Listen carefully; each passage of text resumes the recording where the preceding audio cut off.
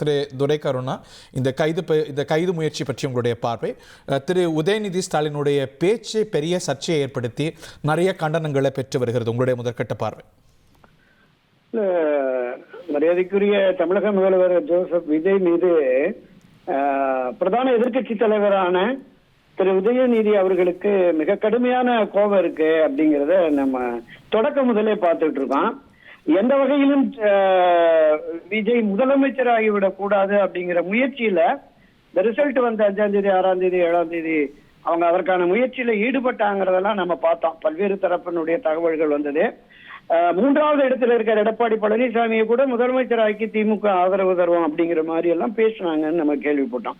அப்ப முதலமைச்சர் ஆகிவிடக் கூடாது விஜய் என்பதில் அவர் தீவிரமாக இருந்தார் என்பதுதான் இப்ப அடுத்தடுத்து வருகிறது. அன்றைக்கு சட்டப்பேரவையில் பேசினதாகட்டும், சட்டப்பேரவைக்கு வெளியிலே வந்து விமர்சித்ததாகட்டும், இப்போது தஞ்சையில நடைபெற்ற பேச்சுல பல்வேறு விதமான சூசகமான இரட்டை அர்த்தம் துணிக்கக்கூடிய வகையிலான பேச்சுக்கள்லாம் நம்ம பேச்சு தமிழ்நாட்டுல புதுசானா இல்ல. அது வந்து நிறைய காலங்கள்ல இருக்கு. எம்ஜிஆர் கருணாநிதி காலத்துல இருந்து அரசியல பார்த்தோம்.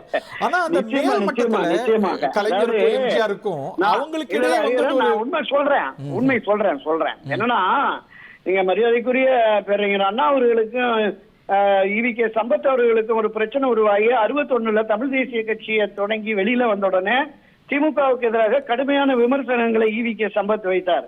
நீங்க இந்த மாதிரி நிறைய உதாரணங்களை தமிழ்நாட்டு அரசியல சொல்ல முடியும். ஆனா மேல்மட்ட தலைவர்கள் இந்த மாதிரியான பேச்சுகள்ல ஈடுபடுவது ரொம்ப குறைவு. எம்ஜிஆர் கருணாநிதி அவர்களோ அது ரொம்ப ஒரு விரல் விட்டு எண்ணக்கூடிய சந்தர்ப்பங்கள்ல தான் நம்ம சொல்லிட முடியும். இது வந்து ஒரு செட்டிங் ராங் ப்ரீசிடென்ஸ் இல்லையா? அது ஒரு காப்பி கேட் எஃபெக்டை கொடுத்துறாதா? நீங்க அதை பத்தி உங்க பார்வை? அதுதான் சொல்றேன். நம்ம யாகாவாராயினும் நாகாக்க சோகாப்பர் சொல்லி இழுக்கப்பட்டுன்னு வலுவரையா சொல்லியிருக்காங்க.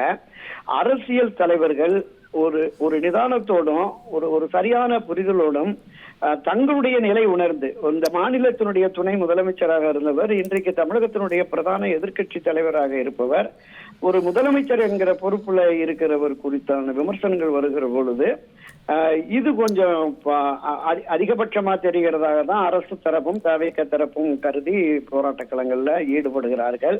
இதை தவிர்த்து இருக்கணும். இப்ப இது தொடர்பா தமிழிசை சொல்ற போது இந்த அழுக்கு சிந்தனை அப்படிங்கிற மாதிரி கூட ஒரு கருத்தை பதிவு பண்ணியிருந்தாங்க. அப்ப இது தவிர்க்கப்பட்டிருக்க வேண்டும் என்பதுதான்.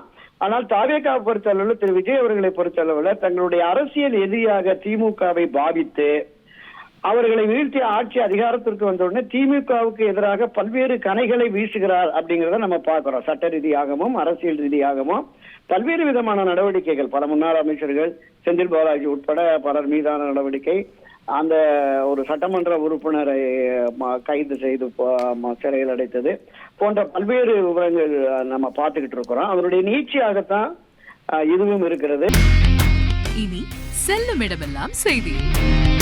தந்தை டிவியின் வாட்ஸ்அப் சேனலை ஃபாலோ பண்ணினா செல்ல இருக்கும் இடமெல்லாம் செய்தி.